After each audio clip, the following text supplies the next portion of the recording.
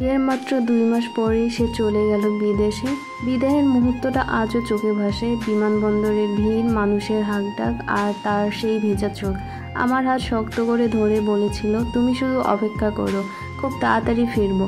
আমি তখন বিশ্বাস করেছিলাম এই তাড়াতাড়ি হয়তো কয়েক মাসের কথা, কিন্তু কে জানতো সেই অপেক্ষা হবে 6 বছরের।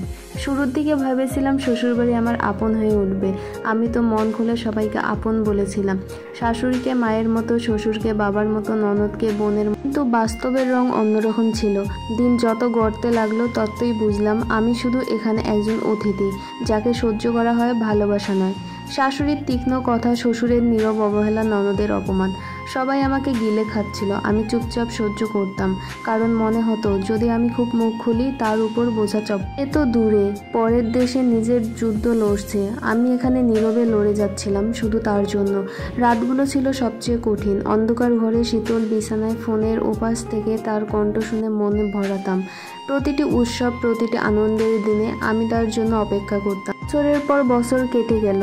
শরতের আকাশ বদলানো, বর্ষার বৃষ্টি এলো, শীতের কুয়াশা জমলো, কিন্তু আমার অপেক্ষা পর একদিন এক সকালে ফোনের ওপাশে সে বলল, আমি ফিরছি।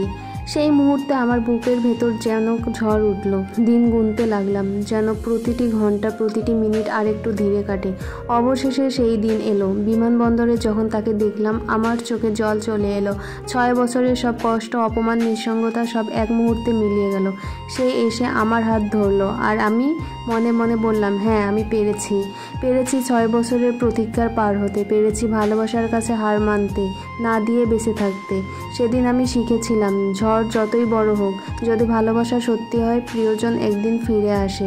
আর তখন সেই মিলনের মুহূর্ত হয় যা পুরো জীবনের সবচেয়ে বড় পুরস্কার।